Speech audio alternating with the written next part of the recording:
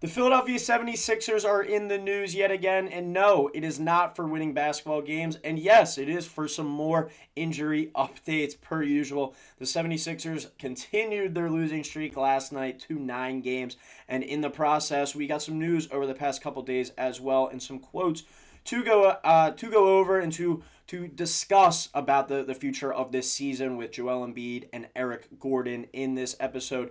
Some words from Nick Nurse the other night, and some news and some articles as well from the past couple of nights. But it still remains to be seen whether or not the Philadelphia 76ers, even with the 9 game losing streak that they're on, still 2.5 out of this play-in spot, still have not officially shut down Joel Embiid for the season, and it looks like they are reviewing options still to get him potentially back on the floor. We'll discuss all that and more, but Eric Gordon had successful wrist surgery today. He will be out for the rest of the season, most likely 3 months, unless the Sixers find their way to an Eastern Conference Finals, a Finals run. Eric Gordon probably has played his last game in a Philadelphia 76ers uniform. But we want to start here at the top with this article. Read from the top. Amid speculation that Joel Embiid will be shut down for the season due to persistent knee issues, Sixers head coach Nick Nurse said no decision has been made on Embiid's health status beyond Monday night's game against Chicago, which he was ruled out. He's also since not played in the New York Knicks game on Wednesday night. And his quote says, "Not that point at all," Nurse said in his pre-game press conference. Tim Bonepps of ESPN tweets, "Just again, we are playing and testing and trying to figure it out and go from there. There's still further testing tonight, even yet today, and continuing tomorrow, and that's where we are." So with Nick Nurse kind of saying that he's basically not shutting the door is what you're kind of gathering there, that he's not going to shut the door on Joel Embiid returning this season. And you have to wonder, is this an organizational thing? Is this a flat-out Joel Embiid kind of stance that he still wants to play, he's still pushing?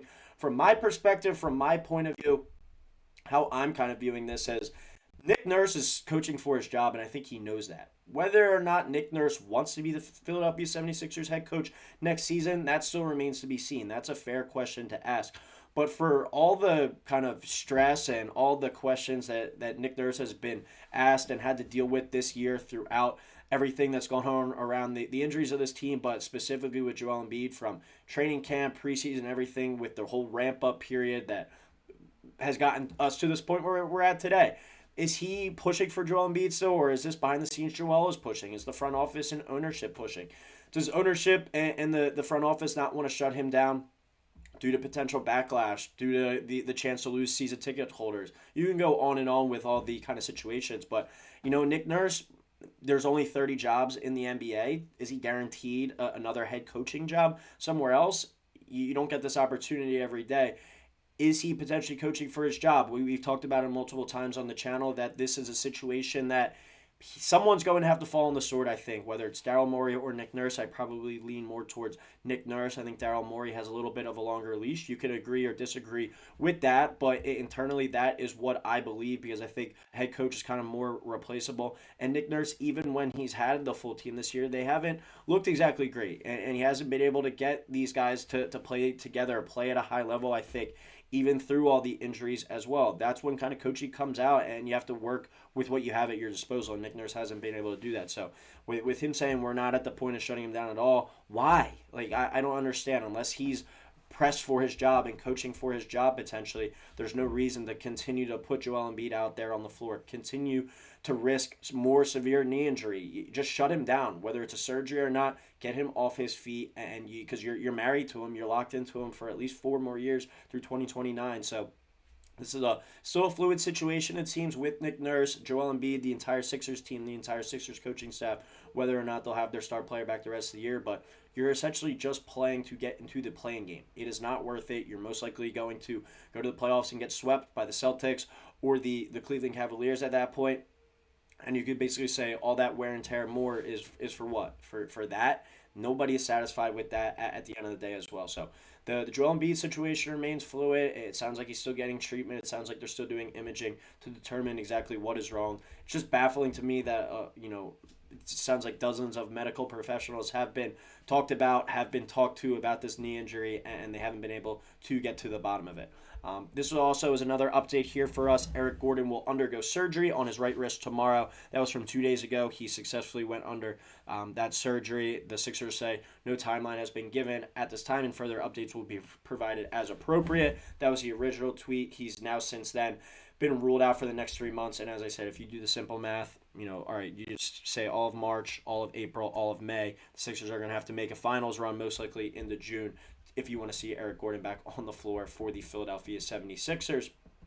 And here is another Joel Embiid update as we kind of tie in this video. Joel Embiid has probably played his last game of the season, as there's a good chance the Sixers will shut down the former MVP for the remainder of the year. League sources indicate that they've probably already seen the last of Joel Embiid this season, and shutting Paul George should be the next move. Reducing Tyrese Maxey's workload wouldn't be a bad idea either. Obviously, this is all still kind of speculation, reporting, nothing official yet.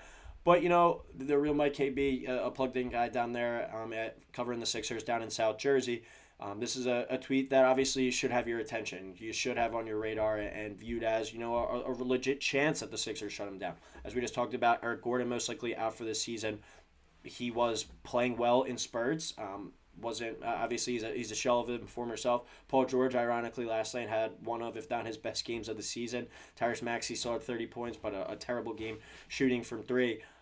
But as I kind of talked about at the beginning, without any concrete evidence, I say that Joel Embiid will not be playing this year, but there's probably someone still pushing, and that person still pushing for it might be Joel Embiid as well. But I do think for an organizational standpoint, even if you want to keep him, even if you're looking to potentially trade him this offseason, you have to shut him down and just maximize any value that he has. If your goal is to get him back on the floor next year and kind of make another run at this thing, pushing him more and more this year won't make it any better. This is a knee issue that seems like he's going to have to deal with for the rest of his career. If he's on the Sixers next year and he plays 50 games in the regular season, I would consider that a success. It just seems like it's a problem that's not going to go away at this point. It would be nice if someone in the Sixers front office or the Sixers ownership, medical staff, or whatever, if someone gave a concrete answer on what's wrong, but it just seems like nobody knows what's going on, and that's kind of the most frustrating thing.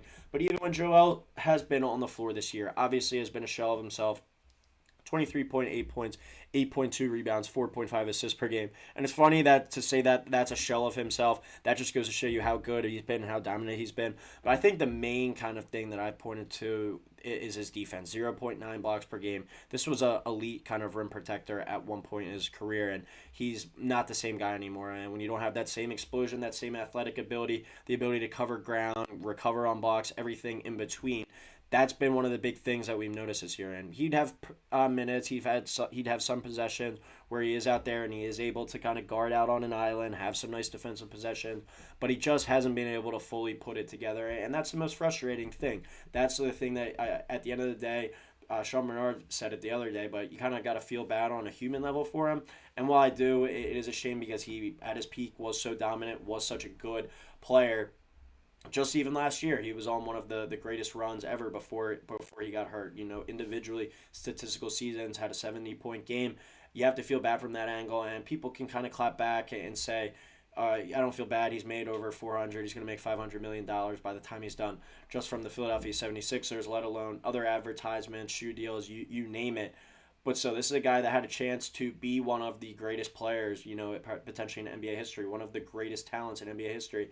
And he just has never been able to stay fully healthy and maximize that potential. And you kind of got to just feel bad from that angle. And, bad luck here for the Sixers as well. You get a generational type of talent, and he's not able to stay on the floor, as much as you would like, and that's a shame. But it still doesn't sound like he's fully shut down yet. But at the end, there are reports out there that it is likely that he's going to be done for the season, and I think that is a wise move. Eric Gordon out for the rest of the season, most likely as well, and I think there's a legit chance with all Paul George has gone through this year, unless he wants to continue to push the play, that we see, over the last 10 to 15 games, his workload severely reduced or him potentially shut down, and Tyrese Maxey get him off his feet a little bit because he's a guy that's played a ton of minutes this year, and it's just time to kind of press the blow it up button on this season and revisit this offseason with a big offseason ahead.